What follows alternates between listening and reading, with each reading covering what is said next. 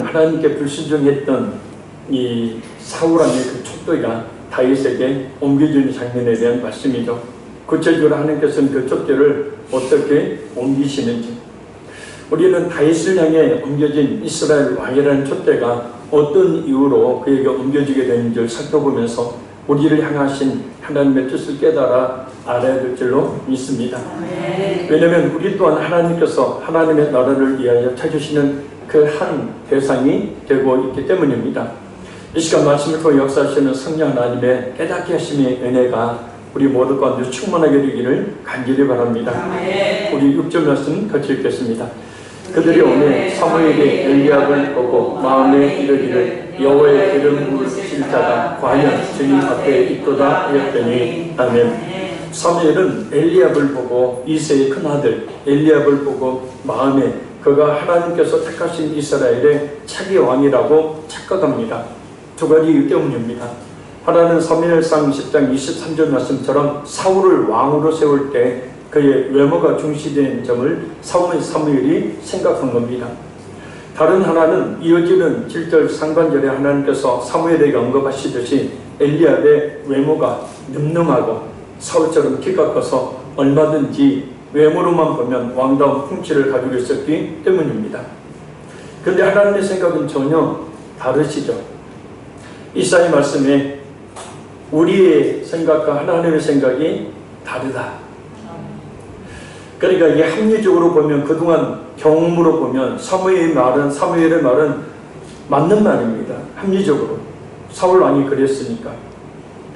그래서 사무엘은 그런 생각을 가지고 착각을 하고 있는 거죠. 그래서 우리도 우리의 삶 속에서 여러 우리의 삶의 정황을 맞닥뜨렸을 때에 우리의 이전의 생각, 고착화된 어떤 생각에 따라서 거기에 대처할 가능성이 높죠. 그러나 우리는 늘 성령께 우리 하나님께 물어서 하나님의 뜻, 하나님의 생각을 분별하고 그 뜻대로 우리가 살아야 될 줄로 믿습니다.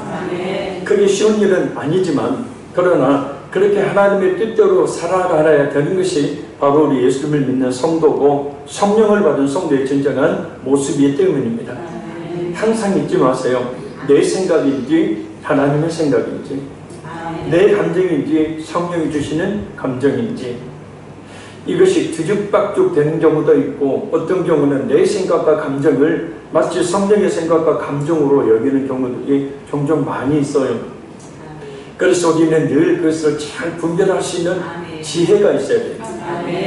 그래야 내 생각이 아니라 하나님의 생각대로 나아갈 수가 있게 된다는 겁니다. 그래야 실패하지 않아요. 그래야 잘못된 길을 가지 않아요. 근데 대부분은 기도 좀 하고 그냥 내 생각과 감정에 따라 행동하고 또 어떤 결정을 내려버리고, 그렇게 되어지면 그 길이 결국은 실패의 길이 되고 만다라는 겁니다. 그래서 늘 하나님의 뜻이 명확하게 우리의 마음속에 각인될 때까지 그 뜻을 묻고, 그 다음에 그 뜻을 물어 확신이 올 때는 과감하게 행동으로 옮기는 그런 모습이 우리에게 있어야 될 줄로 믿습니다. 자, 우리 하나님의 생각은 어떻게 다른지 우리 7절 읽겠습니다. 여호와께서 사무엘에게 이르시되 그의 용모와 키를 보지 말라. 내가 이미 그를 버렸노라. 내가 보는 것은 사람과 같지 아니하니 사람은 외모를 보느니라. 나 여호와는 중심을 보느니라 하시더라. 아멘. 오늘을 그대로 지적하면 이렇게 번역할 수 있습니다. 여호와께서 사무엘에게 말씀하셨다. 그의 용모나 키 큰 것을 보지 마라. 이는 내가 그를 거절했기 때문이다. 사람이 보는 것은 내가 보는 것과 같지 않다. 왜냐하면 사람은 눈으로 보지만 여호와는 그 마음으로 보기 때문이다. 그의 용모나 키 큰 것을 보지 마라 라는 말씀은 하나님께서 당신의 일꾼들을 선택하실 때에 외모로 대변되는 인간적인 조건이 그 기준이 되지 않음을 뜻합니다. 왜냐하면 사울은 외모가 뛰어난 자였지만 하나님 앞에서 실패한 왕이 되고야 말았기 때문입니다. 그럼 왜 하나님께서는 사람을 외모로 보지 아니하시는 것인가? 사울의 실패 때문일까요? 우리는 그 이유를 오늘 예수 그리스도를 믿도록 하나님의 부르심을 받은 성도들의 그 면모를 보면 잘 알 수 있습니다. 오늘 본문과 연관해서 우리 고린도전서 1장 26절에서 29절 말씀을 우리 한번 찾습니다. 고린도전서 1장 26절에서 29절 거기 좀 펴놓으십시오.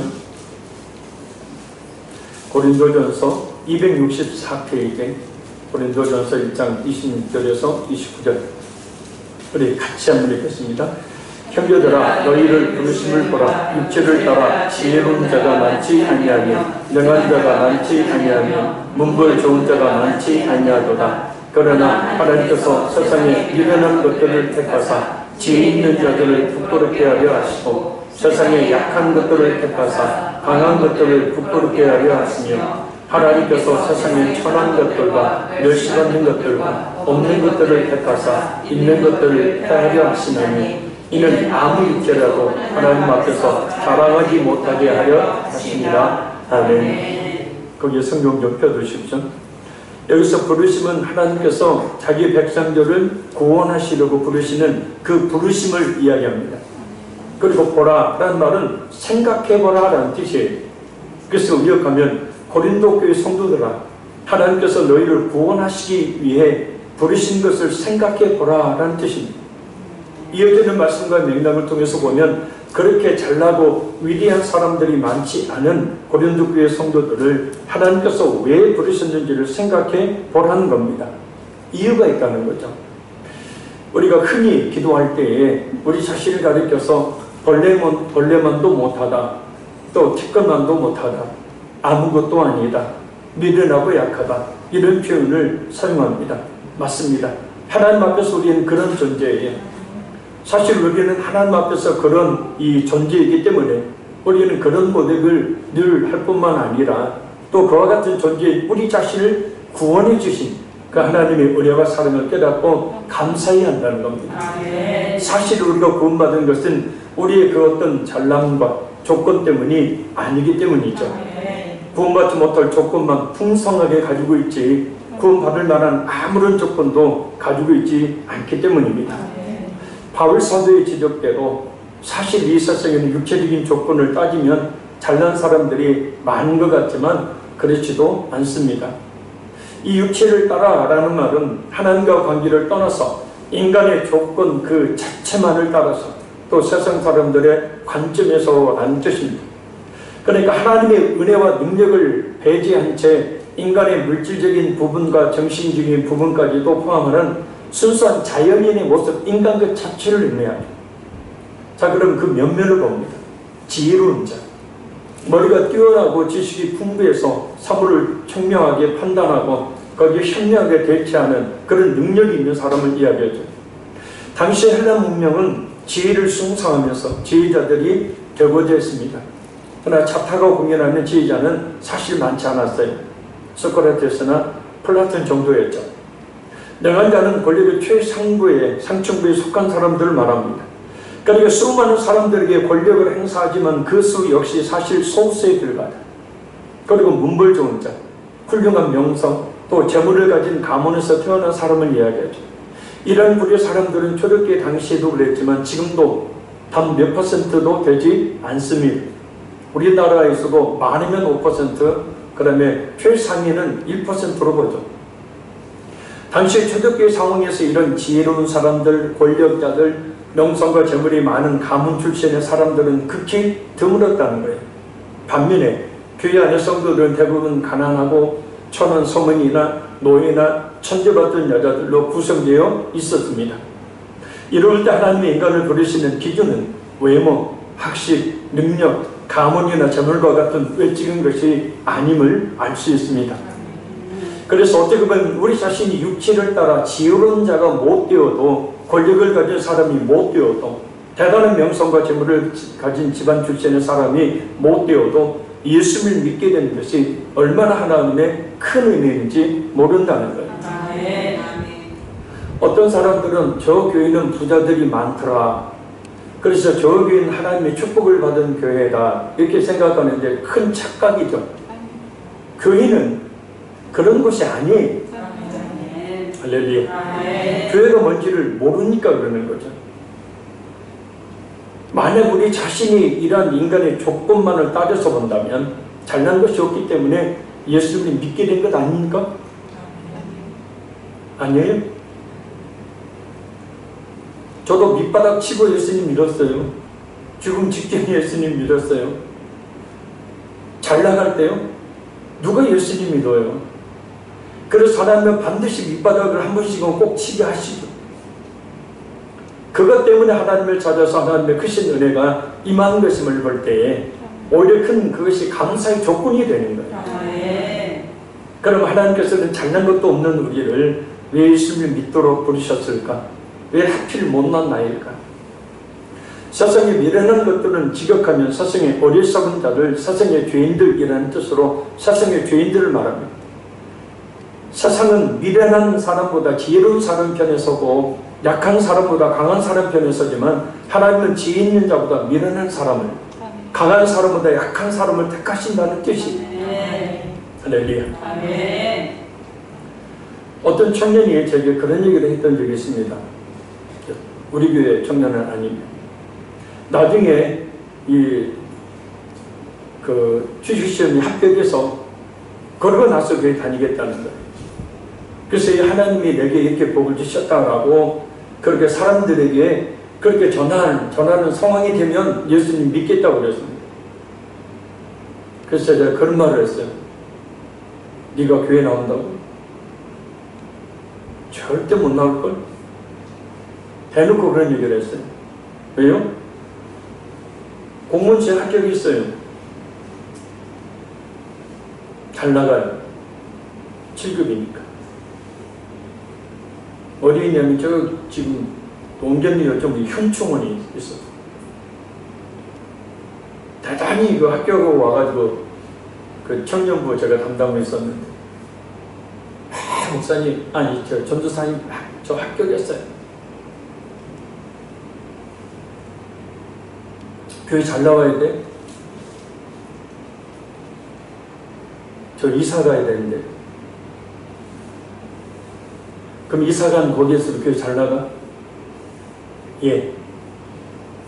나중에 그 친한 친구를 통해서 들어봤더니 교회는 무슨 교회예요? 안 나가요. 기억하세요.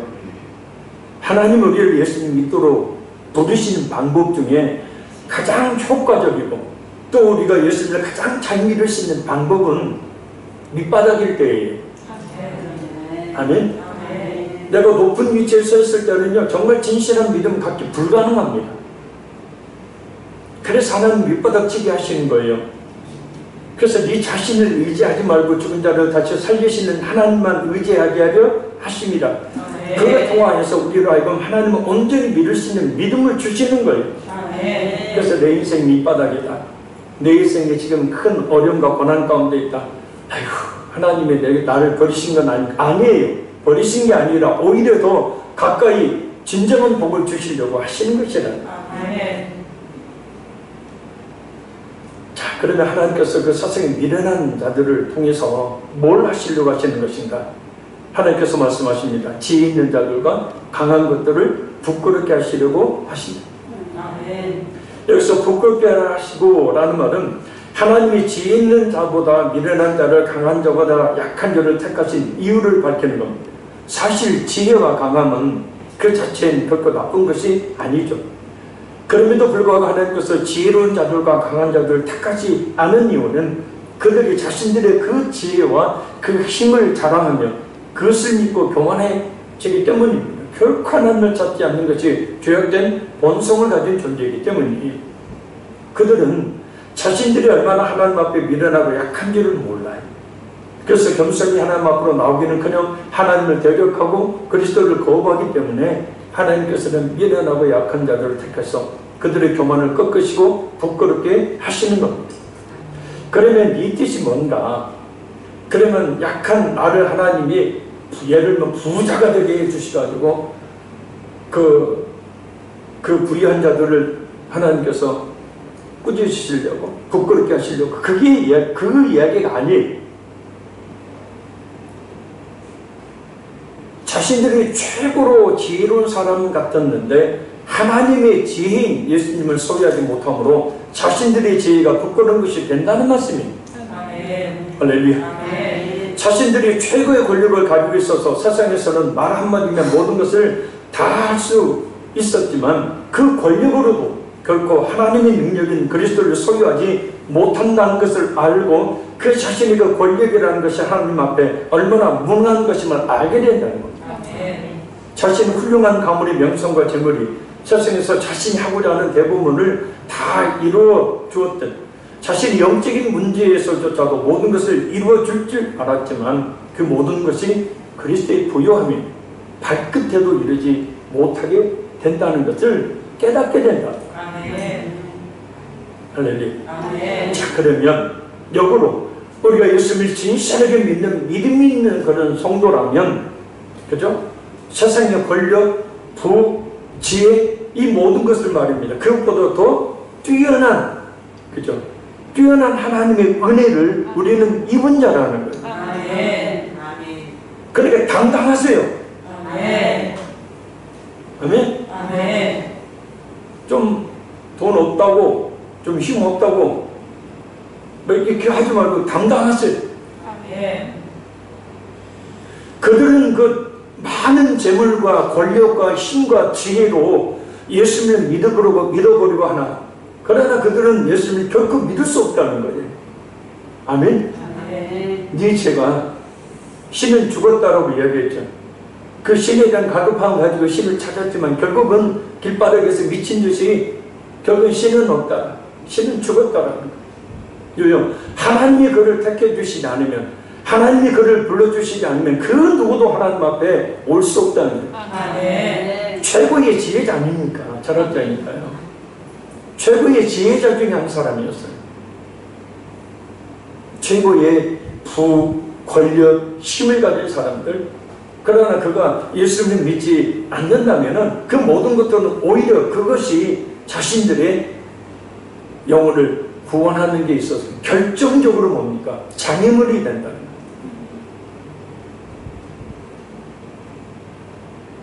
그러니 우리 모두는 로마서 11장 20절 말씀을 항상 기억해야 합니다. 옳도다. 그들은 믿지 아니함으로 꺾이고 너는 믿음으로 섰느니라. 아멘. 그들은 믿지 아니함으로 꺾이고 너희는 믿음으로 섰느니라. 아멘. 높은 마음을 끊지 말고 도리어 두려워하라. 아멘. 그래 사성의 지혜와 지식, 사성의 권력과 힘, 사성의 명예와 부요함을 부러워할 하등의 이유가 없는 거예요. 아멘. 물론 예수님을 믿고 난 뒤에 그와 같은 이 것들을 얻었을 때는 부러워해야겠죠.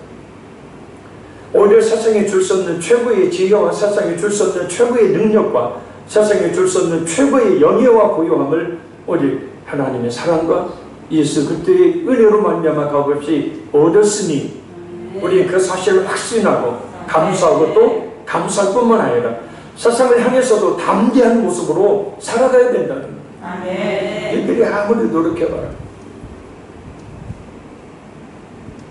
전에 어떤 은사를 사모하는 권사님 그랬다잖아요. 10,000,000원 줄게 목사님 방은 좀 받게 해주세요. 돈으로 되는 거예요 그게.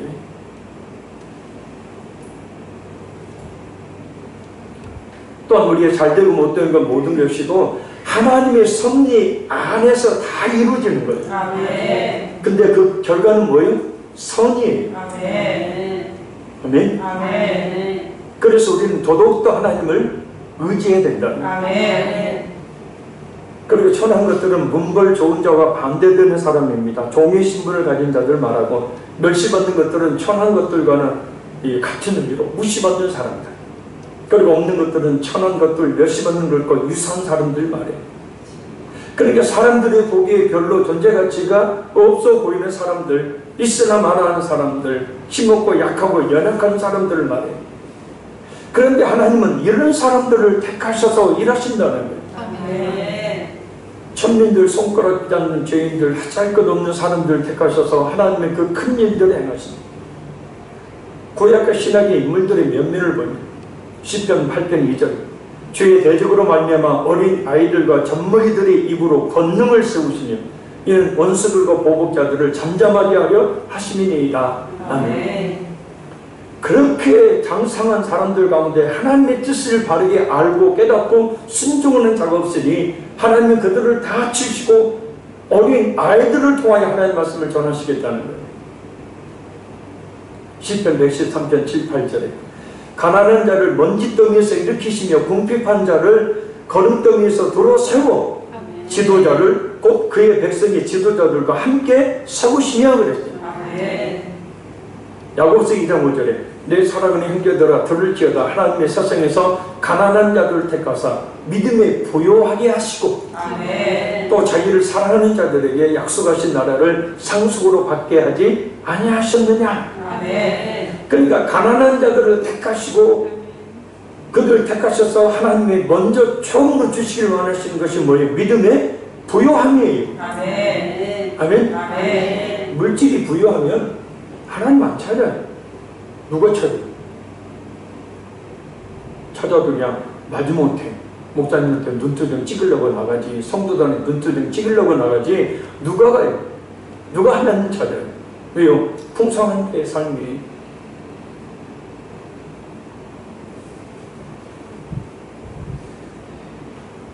그래서 지금도 하나님은 자신의 무능함을 인정하며 전적으로 하나님만을 의지하는 믿음의 사람을 찾아 일하시길 원하심을 우리가 확실히 안다면요. 더욱더 하나님 앞에 철저하게 약한 자가 되어야 돼요. 무능한 자 되어야 돼요. 가난한 자 되어야 돼요. 겸손한 자 되어야 돼요. 어린 아이와 같은 자 되어야 돼요. 하나님 앞에 미련한 자 되어야 돼요. 그래서 하나님 제가 미련합니다. 하나님의 지혜가 필요합니다. 그래서 그 하나님을 의지해야 된다는 거예요. 그래서 하나님을 철저하게 의지하면 하나님께서는 더욱더 크고 귀하게 그 영광을 위해서 분명히 쓰신다는 거예요. 또한 우리가 이 사실이 안 되면 우리 형제의 어떤 이 환경과 처지를 원망하지 말아야 돼요. 또한 나를 이렇게 만든 사람을 원망하지도 말아야 합니다. 오히려 그런 약한 조건들이 누구보다도 하나님의 은혜와 사랑을 받게 하는 계기가 되고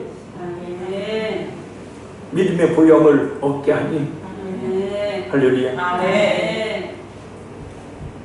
하나님의 나를 상속받게 했으니 말입니다. 그러니 세상적으로 잘난 사람들을 결코 부러워하지 말아야 합니다. 그 잘남 때문에 끝까지 예수님이 있지 않는다면 결국은 그 잘남이라는 것이 자신으로 하여금 영원한 멸망을 당하게 만드는 결정적인 언입이 되기 때문입니다. 28절 하반절을 보면 폐하리 하시나니라고 말씀하고 있어요. 이 말씀은 부끄럽게 하신다는 말보다 훨씬 더 강도가 강한, 반드시 꼭 그렇게 하신다는 거예요. 독수리와 사자는 강한 동물이지만 하나님께 제물이 되지 못했습니다.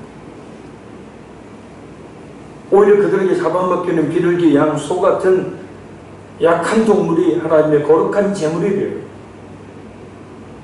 독수리와 사자는 그 거칠과 다른 동물을 잡아먹는 그런 강함 때문에 제물로 적합하지 않아서 하나님의 제물로 고마쳤지만 비둘기, 양소 등은 그 연약함 때문에 오히려 하나님께 제물이 되었습니다.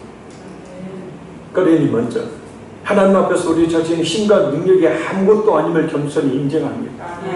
오직 주님만을 바라보는 믿음의 보혈함에 도달하기를 힘써야 합니다. 그럼 하나님께서 더 귀하게 더 크게 쓰실 것입니다. 우리가 분명히 알고 있어야 할 것이 있어요. 그것은 하나님께 쓰임을 받는 것을 대부분 거창한 외적인 쓰임만을 생각한다는 거예요. 하나님 내게 막 엄청난 물질을 줘가지고 막 해외에 막 교회를 몇 개나 짓고 막 어쩌고 저쩌고 막 이런 것만 생각한다. 그게 아니에요. 주님의 몸된 교회를 위해서 묵묵히 청소하고 차 운행하고 부에서 봉사하고 성도들 점심 대접하기 위해 새벽 시장 가서 장봐오고 이 같은 것들이 작은 일이 아니라고요. 아멘. 열심히 성도를 섬기는 것이 얼마나 귀한 하나님의 쓰심인지 몰라요. 아니, 우리의 모든 교회를 향한 섬김은 누구를 향한 거예요? 예수님께 한 거예요. 근데 예수님께 하는 게 귀하고 또 크고 그런 게 어디 있어요?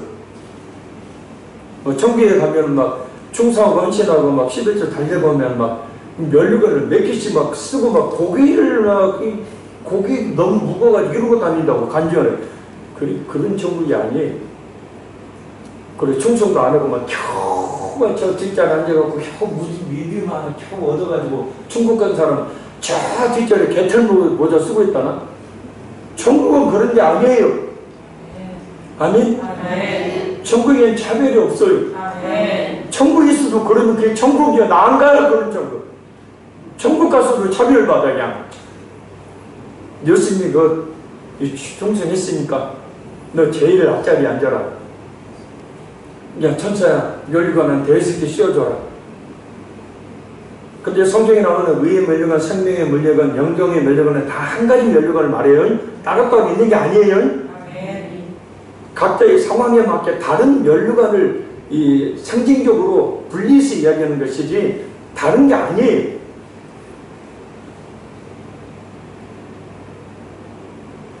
근데 또 혹시 몰라요. 또 개털모자 쓰고 저 뒤에 있을지. 나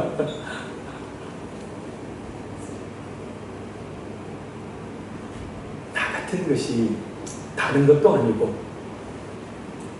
하나님의 성전을 주님을 섬길 수 있다니. 아멘. 이게 얼마나 귀한 쓰임입니까? 아멘. 에이, 청소 나만 해. 내가 이거 나만 청소를 하고 누구는 그냥 나지도 나만 청소해. 그러지 말아요. 누구에게 하는 거예요? 예수님께 하는 거라고. 얼마나 귀해요. 성전을 하나님의 나라를 위해서 봉사할 수 있다는 게 그게 얼마나 귀한 일이에요. 오늘 새벽 기도회 때 어느 권사님이 필리핀 성사님들이 교회 건축한다고 그 건축원금을 드렸어요. 얼마나 귀한 헌신입니까? 우리 권사님도 삶이 어려운데 불구하고 있는 힘껏 주님을 위해 드렸으니 이게 얼마나 귀한 헌신이고 얼마나 귀한 쓰임이냐라는 거예요. 그 세상 사람 같으면 헌금 못 드리잖아요. 그 돈이면 자기 고기 사 먹지. 하나님께서 그 헌신을 보시고 정말 100배의 복을 찾아서서 내려주실 줄로 믿습니다. 하나님은 겸손한 자에게 은혜를 베풀어 주심으로 쓰시지만 교만한 자들은 반드시 물리치셔요. 그럼 또 한 가지, 미련하고 약하고 천함이 없는 것들을 택하사 지혜롭고 강하고 있는 것들을 굳건히 하시며 패하시는 이유가 뭔가? 마지막 절에 뭐라고 나와요? 이는 아무 육체라도 하나님 앞에서 자랑하지 못하게 하려 하십니다. 그러니까 우리가 열심히 충성하고 헌신해도 우리는 하나님 앞에 자랑할 것이 없는 거예요. 하나님 앞에서 지혜와 힘이라는 것은 아무것도 아니다라는 선포예요. 하나님의 택하심에 대해 택함을 받은 사람으로 하여금 자신의 잘남 때문이라고 말하지 못하게 하시려는 것. 사랑하는 성도 여러분, 내가 구원받은 것이 전적인 하나님의 은혜로 말미암는 것이다. 우리 자신의 조금이라도 잘나고 선한 것 때문이 아니라는 거예요. 자, 오늘 본문으로 돌아야 합니다. 사무엘상 16장 8절에서 10절 우리 같이 읽습니다. 이새가 아미나답을 불러 사무엘 앞을 지나가게 하매 사무엘이 이르되 이도 여호와께서 택하지 아니하셨느니라 하니 이새가 산마로 지나가게 사무엘이 이르되 이도 여호와께서 택하지 아니하셨느니라 하니라. 이새가 그의 아들 일곱을 다 사무엘 앞으로 지나가게 하나 사무엘이 이새에게 이르되 여호와께서 이들을 택하지 아니하셨느니라 하고 아멘. 사무엘은 이새의 장자인 엘리야 뿐만 아니라 둘째 아들인 아미나답 그리고 시므이 곧 삼마와 그의 아들 일곱을 모두 봤지만 여호와께서 택하지 아니했다라고 말합니다. 자, 원어 보면 택하지 아니했다는 게 하나님의 거절하셨다는 뜻이에요. 거절. 분명 아버지 이새는 자신의 그 아들들이 대장보다 우추천했지만 하나님께서는 그들을 왕으로 택하시지 않았다고 말씀합니다. 왜냐? 하나님은 사람을 외모로 취하지 않고 중심을 보시는 분이시기 때문이다. 7절 하반절 말씀이 사람은 외모를 보거니와 나 여호와는 중심을 보느니라 라는 말씀을 아까 원역 지격 성경에서는 오늘 지격은 이렇게 이교였어요. 사람은 눈으로 보지만 여호와는 그 마음으로 보기 때문이다. 그러니까 사람은 육신의 눈을 가지고 사람을 판단하지만 하나님께서는 그 마음으로 사람의 마음을 보시는 분이라는 뜻이에요. 그래서 다윗을 뭐라고 해요? 하나님의 마음에 합한 자다 그래요. 그러니까 하나님의 마음에 든 사람이에요. 잠언 16장 20절 사람의 행위가 자기 보기에는 모두 깨끗하여도 여호와는 심령을 감찰하시느니라.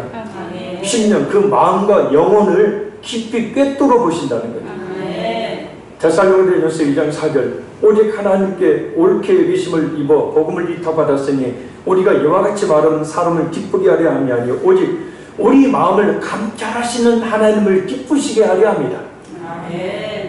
감찰을 꿰뚫어 본다는 거예요.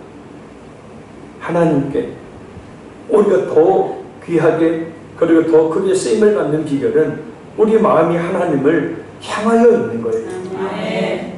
하나님을 사랑하는 것, 하나님을 향한 열정, 또 하나님의 뜻대로 살고자 하는 그 마음이 있는 사람을 하나님이 더 크게 더 귀하게 들어 쓰신다는 거예요. 그러니 하나님께서 우리 자신을 어떻게 쓰신 나에 대한 관심을 버리고 우리 마음에 하나님이 계시도록 하는 일에 먼저 신경을 써야 되겠죠.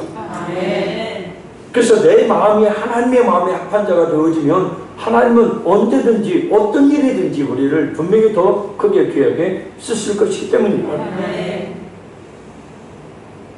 우리 11절 12절 읽겠습니다.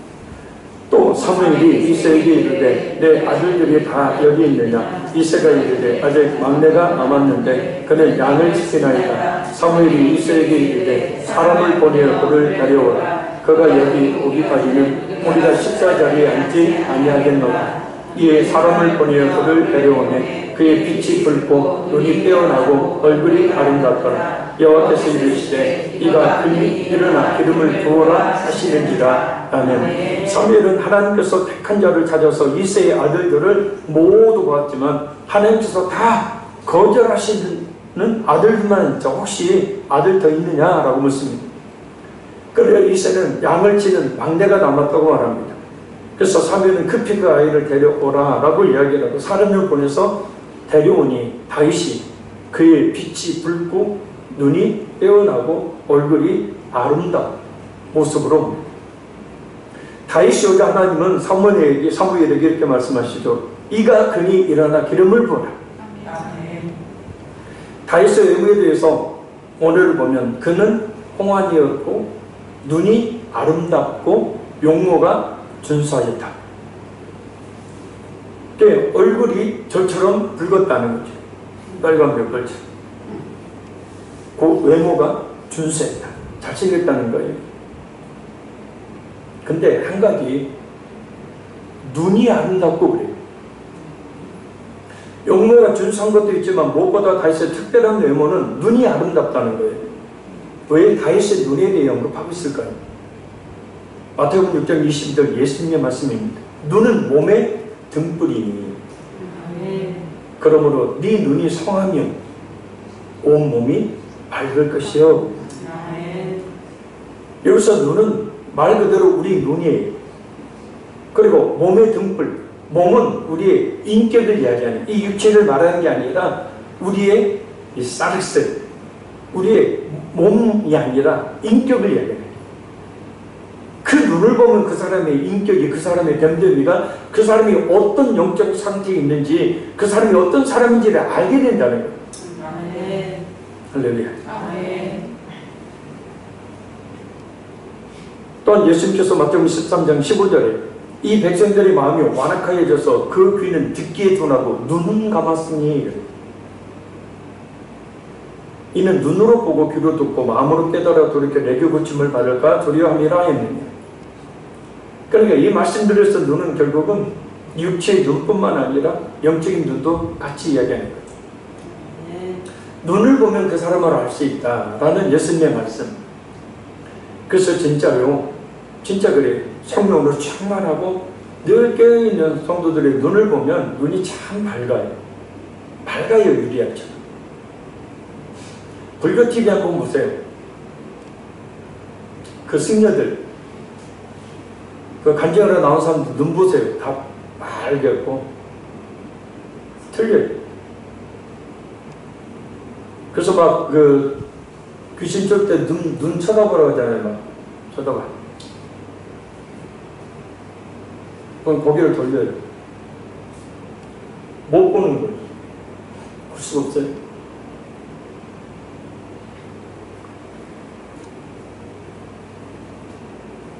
영적 눈을 뜨지 못하면, 깨닫지 못하면, 하나님 뜻에 순종하지 못하지만 영적 눈이 열려있으면 하나님의 뜻을 깨닫고 순종할 수 있다는 말이에요. 그러니까 다윗이 바로 그와 같이 영적으로 깨어있는 자예요. 하나님의 뜻을 분별하고 그 뜻을 순종으로 나갈 수 있는 자라는 뜻이에요. 따라서 우리 역시 하나님의 쓰심이 합당하도록 항상 말씀과 기도로 우리 영적 눈을 밝게 아름답게 해야 됩니다. 아멘. 아무리 렌즈 낀다고 되는 게 아니고 시편 19편 8절 말씀입니다. 여호와의 교훈은 정직하여 마음을 기쁘게 하고 여호와의 계명은 순결하여 눈을 밝게 하도다. 하나님의 말씀이 우리 눈을 밝게 한다. 영적 눈이 열리게 된다. 그래서 한 단계 더 나가면 이 영적 눈이 열리게 되어지면 하나님의 일하심을, 하나님이 역사하실 것을 보는 믿음의 눈이 열리게 돼요. 아멘. 그래서 수많은 믿음의 선진들이 뭐예요? 믿음은 바라는 것들이 실상이요 보이지 않는 것들이 증거니 그 믿음의 눈으로 하나님이 역사하실 것을 바라보는 거예요. 그러니까 오늘의 힘들고 어려운 일들을 이겨낼 수 있게 되었다는 거예요. 할렐루야. 그 대표적인 가나안의 12명의 정탐꾼 10명 보세요.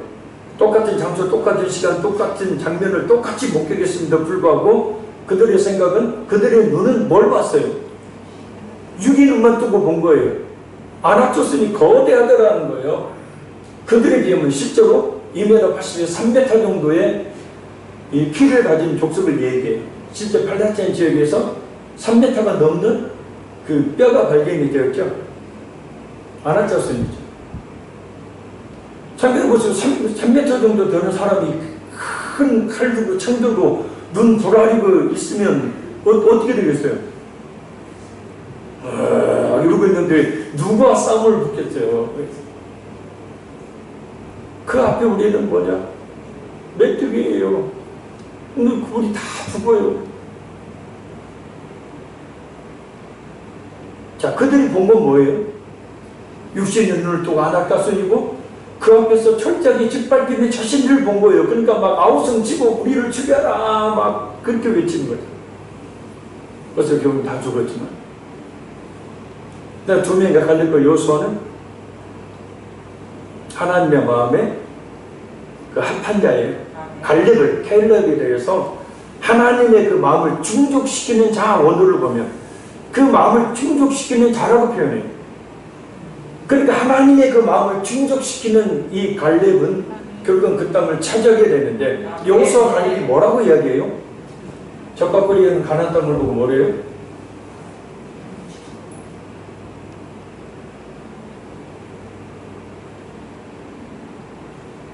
간단히 하나님과 함께 하시면 저들은 우리의 식사거리 불과해. 이게 간단한 문제라는 거예요. 이게 바로 믿음의 눈이 열린 사람과 믿음의 눈이 열리지 않는 사람의 차이라는 거예요. 그러니까 우리도 얼마든지 이렇게 살아가요.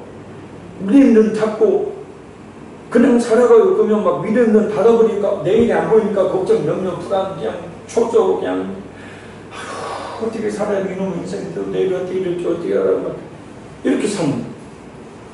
근데 믿음의 눈이 열리면 내가 하나님을 강력하게 의지하니 하나님께서 그 의지하는 자를 반드시 붙들어 세워주신다는 확신을 갖게 되어지면 내일을 밝게 보는 거잖아요. 따라합니다. 주여, 주여 믿음의 눈을 열어주소서. 믿음의 눈을 열어주소서. 좀 보게 해주세요. 좀 보게 해주세요. 아멘. 아멘. 아이고 답답해.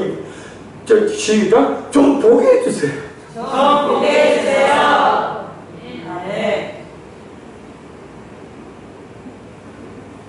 바로 하나님은 다윗의 그것을 보는 거예요. 아멘. 저기 마지막 13절 읽겠습니다. 사무엘이 기름 뿔병을 가져다가 그의 형제 중에서 그에게 부었더니 이날 이후로 다윗이 여호와의 영에게 크게 감동됩니다. 사무엘이 떠나서 라마로 가니라. 아멘. 하나님의 명령에 따라 사무엘은 기름병을 가져다가 이새와 그 형들이 보는 앞에서 다윗에게 기름을 붓습니다. 그러자 여호와의 영이신 성령께서 다윗에게 크게 강하게 임하십니다. 아멘. 오늘 보면 여호와의 영이 그날부터 계속 다윗에게 강하게 임하였다. 그러니까 그때부터 계속해서 성령은 다윗에게 강하게 임하였었어요. 한 번 딱 떠났죠. 언제? 바세바가 간음했을 때, 범죄했을 때들은 성령이 떠나시죠. 그래서 다윗이 간절히 하나님께 부르짖어 기도하죠. 주의 성령을 거두지 마옵소서. 그 구원의 기쁨 다시 회복시키시며 정직한 영을 새롭게 하소서. 다윗에게 가장 고통스러운 문제는 뭐였냐면 성령이 자신을 떠나는 것이었어요. 성령이 자신을 떠났을 때 그 심령의 그 답답함, 그 공고함, 그 피폐함, 그것은 경험해보지 않는 사람은 모르는 거죠. 완전히 바싹 메마른 저수지처럼 그 심령이 성령이 떠나버리니까 메마른 이런 고통이 없는 거예요. 그러니 눈물로 진상을 과정법이지만 얼마나 눈물을, 얼마나 회개를 많이 했으면 눈물이 흘러가지고 진상을 떠내려가게 해요. 10편 50편이니까 53편이니까 과장법이지만 그만큼 철저히 회개해요. 왜요? 성령이 떠나버렸어요. 자, 그런데 이때는 여호와의 영이 그날부터 계속 다윗에게 강하게 임하였다. 아멘.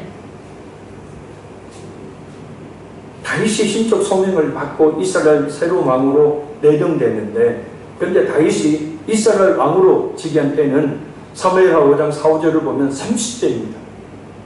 근데 지금은 현재 20대 미만의 상태. 왜요? 당시 집안의 중요한 행사에 참여할 수 있는 나이는 만 20대 이상이어야 돼요. 그러니까 지금 20대 이하였기 때문에 지금 약이나 치고 있었던 거예요.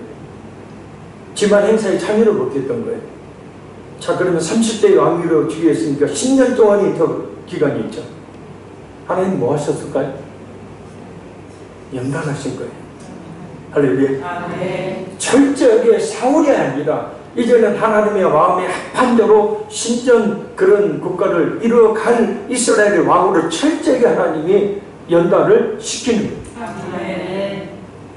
자, 그건 나중에 또 다시 한번 살펴보기로 하고, 성령께서 강하게 다윗에게 임하셨다. 그 성령 하나님께서 우리에게 임하시는 이유, 우리가 구원을 받을 뿐만 아니라 우리가 그리스도인답게 사는 모든 신앙의 행위와 삶 역시 성령의 지혜와 힘과 능력으로 되기 때문입니다. 아멘. 따라서 우리는 늘 성령을 구해요. 아멘. 성령 충만을 구해야 돼요. 아멘. 그래서 성령의 감동하심에, 성령 하나님의 인도하심에 따라 말하고 행동할 수 있도록 해야 합니다. 아멘. 성령의 역사하심이 없으면 결국 사울왕처럼 자신의 생각과 감정의 뜻에 따라서 살 수밖에 없기 때문에 그 끝은 결국 버림받는 길이에요. 그래서 성령 충만을 받으라는 것은 하나님의 명령이잖아요. 그리고 계속 받으라는 것이다. 그래서 우리가 이번에도 성령 충만을 구하고 성령 충만을 받아야 될 줄로 믿습니다. 말씀 맺습니다. 하나님께서는 당신의 택한 백성들을 택하실 때에, 부르실 때에, 일꾼으로 부르실 때 외모로 대변되는 인간적인 조건 결코 보신 일이 없습니다. 할렐루야. 그 사람의 마음을 보십니다. 그것은 구원을 위해 부르실 때도 역시 마찬가지. 우리의 구원도, 우리의 쓰임받음도 우리 자신이 그 어떤 잘남과 조건 때문이 아니에요. 그러니 우리는 더욱더 철저하게 하나님 앞에 약한 자, 무능한 자, 가난한 자, 겸손한 자, 어린이와 같은 자 되도록 늘 우리 자신을 적복종시켜야 아멘. 하나님은 우리 중심을 보시고 쓰십니다. 아멘. 하나님께 더 귀하게 더 크게 쓰임을 받는 비결은 우리의 마음을 늘 하나님을 향하도록 아멘. 하나님을 향한 사랑, 하나님을 향한 열정, 하나님의 뜻대로 살고자는 마음이 우리에게 늘 있도록 해야 한다. 아멘. 이 시간에 이 자리에 나온 것도 그래 하나님을 향한 사랑, 열정이 있기 때문에 나온 것 아닙니까? 아멘. 그러니까 이 마음 식지 말라고요. 아멘. 그래서 우리 마음에 늘 하나님이 계시도록 말씀과 기도에 더욱더 열심을 내야 합니다. 아멘. 영적 눈 뜨지 못하면 깨닫지 못하고, 그런 깨닫지 못하면 순종으로 나갈 수 없어요. 그 끝도 뼈나죠. 그러나 영적 눈이 열리면 하나님 뜻이 무엇인지를 분별하고 그 뜻을 순종할 수 있으며 하나님의 일하심, 하나님의 역사심을 바라볼 수 있는 그런 이 눈이 열리게 되어지니 아멘. 현재 상황이 어떠든지 간에 그것 바라보니 갈렙과 여호수아처럼 담대하게 힘있게 살아갈 수가 있게 된다는 것. 아멘. 잊지 마세요. 아멘. 그래서 이밤에도 주님 그 영적 눈을 좀 열어주세요. 아멘. 성령의 지혜와 힘과 능력으로 모든 것이 됩니다. 아멘. 이 밤에 우리가 성령을 구하고 성령 충만을 구해야 될 줄로 믿습니다. 아멘. 그래서 우리 몇 가지 기도를 가지고 같이 기도합니다. 하나님, 하나님의 쓰임에 합당하도록 늘 우리 자신을 적복종시켜 날린 자, 연약한 자 되게 하시고 하나님을 늘 우리의 마음의 중심에 모시고 사는 삶을 살게 주시라고. 주여 저희 영적 눈을 열어주세요. 주여 저에게 성령 충만을 주세요. 아멘. 이 시간 열 같은 기도 제목으로 잠시 기도가 마칩니다. 우리 주여 사랑 간절히 기도하겠습니다. 주여